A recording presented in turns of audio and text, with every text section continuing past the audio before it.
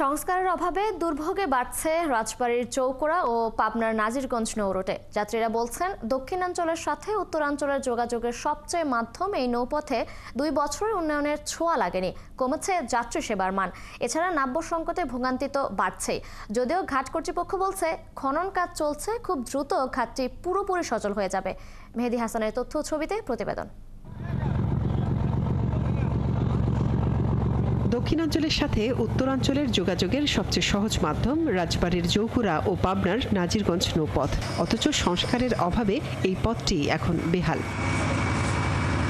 যাত্রীরা জানান, সেবার মান বাড়াতে 2022 সালে সড়ক ও জনপথ বিভাগ নৌপথটি বিআইডব্লিউটিসির কাছে হস্তান্তর করে, কিন্তু 2 বছরেও এখানে উন্নয়নের ছোঁয়া লাগেনি, যে কারণে দুটির বদলে শুধু একটি ফেরি দিয়ে চলছে পারাপার। তার উপর নাব্য সংকট ভোগান্তি বাড়িয়েছে কয়েকগুণ। আমরা সময় মতো এসে ফেরি পাই না, পাইলেও অনেক দেরিতে পাই, আর ফেরি পর্যাপ্ত নাই, এটা হচ্ছে বড় সমস্যা। বারবার আসা যাওয়া, ওখানে 3 ঘন্টা এখানে 3 ঘন্টা, আমাদের অফিস টাইম ধরতে পারি না। আমরা কর্তৃপক্ষের কাছে আমাদের জোর দাবি থাকবে যে এই ঘাটটা যেন যথাযথ যত্ন নিয়ে আমাদের যাতায়াত ব্যবস্থাটা সুন্দর করে। পরিবহন চালকরা বলছেন, প্রতিদিন একটি ফেরি দিয়ে যাত্রী ও পণ্য পরিবহন হওয়ায় ভোগান্তিতে পড়তে হয়। অনেক সময় ঘন্টার পর ঘন্টা ঘাটে বসে থেকে পণ্য নষ্ট হয়ে যায়। খুনাশে দাঁড়িয়ে থাকতে হয়, ওই গাড়িগুলো মনে করেন যে রাত্রে আসে, যদি আর একটা ফেরি থাকে যে 4টে যাবে কি 3টে যাবে, তাহলে এই গাড়িগুলো তখন চলে যেতে পারে জায়গা পর্যন্ত, কোনো সমস্যা হয় না। রাস্তা শর্ট হয়, রাস্তা কাছে হয়, এটা রাস্তাটা আমাদের এই ঘাটটা আর একটু ভালো হলে, উন্নত হলে আমাদের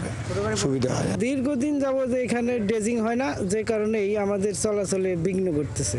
নাব্য সংকটের কথা স্বীকার করে কর্তৃপক্ষ বলছে, খনন কাজ চলছে, দ্রুত ভোগান্তি কেটে যাবে। নামিয়ে যাওয়ার কারণে নাব্যতা পলি যুগ পড়ছে, পলি পড়ার কারণে ফেরি আসা যাওয়ার বিঘ্ন হচ্ছে, যার কারণে খনন প্রয়োজন হচ্ছে। নাব্যতা সংকট বলতে আমাদের এই ঘাটের এই সাইডটা চ্যানেলটা একটু ছিল, এখন ড্রেজিং হইতেছে, তো 2-1 দিনের মধ্যে সম্পূর্ণ সমস্যা হয়ে যাবে। আপাতত কোনো সমস্যা থাকবে না ইনশাল্লাহ, আশা করি। এই নৌপথ দিয়ে প্রতিদিন রাজবাড়ী, ফরিদপুর, মাদারীপুর, পিরোজপুর, গোপালগঞ্জ, পাবনা, সিরাজগঞ্জ, রাজশাহী, রংপুর, নাটোর সহ বেশ কয়েকটি জেলার অন্তত 20 থেকে 30 হাজার মানুষ যাতায়াত করে। পথটি সম্পূর্ণ সচল করতে দ্রুত ব্যবস্থা নেওয়ার দাবি যাত্রী ও চালকদের।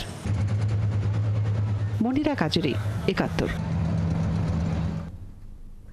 2 বছর ধরে সংস্কার হয়নি রাজবাড়ীর চৌকোড়া নাজিরগঞ্জ নৌপথে। এ নিয়ে আরো জানাতে আমাদের সাথে যুক্ত হচ্ছেন রাজবাড়ী থেকে সহকর্মী মেহেদী হাসান। মেহেদী, প্রতিবেদন থেকে যেমনটি জানছিলাম, 2 বছর ধরেও সংস্কার হয়নি। এই খনন কাজ আর কতদিন চলবে? ভোগান্তি থেকে মুক্তি পেতে সাধারণ মানুষই বা আর কতদিন সময় অপেক্ষা করবেন? যেমনটি জানতে চেয়েছেন যে এই দক্ষিণাঞ্চলের সাথে রাজবাড়ীর যে উত্তরাঞ্চলের যে যোগাযোগ, এটি মূলত দীর্ঘদিনের একটি পুরাতন ঘাট। এই ঘাটটিকে কিন্তু রক্ষণাবেক্ষণ করেছে রাজবাড়ীর সড়ক ও জনপথ বিভাগ। রাজবাড়ীর সড়ক ও জনপথ বিভাগ এক সময় এই ঘাটটিকে 2টি ফেরি দিয়ে তারা পরিচালনা করত। এই দক্ষিণাঞ্চলের মানুষ উত্তরাঞ্চলের সাথে যে যোগাযোগ, সেই যোগাযোগটি অব্যাহত ছিল।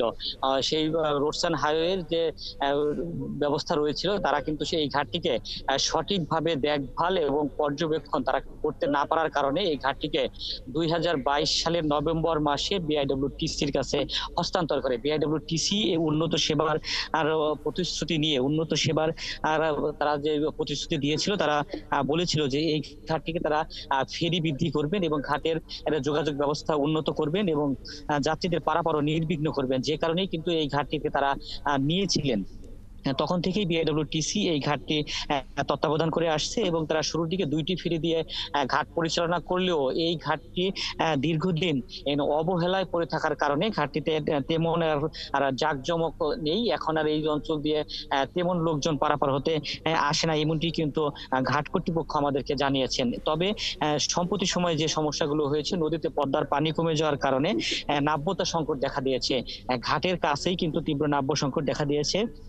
নাব্য সংকট দূর করার জন্য বিআইডব্লিউটিএ কর্তৃপক্ষ তারা কিন্তু খনন কাজ অব্যাহত রেখেছে। আমরা আজকে সকালেও দেখেছি ঘাটের কাছেই বিআইডব্লিউটিএর যে খনন মেশিন, সেই খনন মেশিনগুলো রয়েছে। তবে এই অঞ্চলে যারা যাত্রী রয়েছে তারা বলছেন যে যদি ঘাটটিকে অচিরেই তারা যদি এই ঘাটটির সংস্কার করে ভালোভাবে মেরামত করে পর্যবেক্ষণ করে ঘাটটি পরিচালনা করেন, সেক্ষেত্রে হয়তো বা এই ঘাটেই আরো জাঁকজমকতা বাড়বে। এই ঘাটালের অঞ্চলের মানুষের যোগাযোগের ক্ষেত্রেও প্রসার আর ঘটবে। এই ছিল রাজবাড়ীর ধাওয়াপাড়া ঘাট থেকে সর্বশেষ।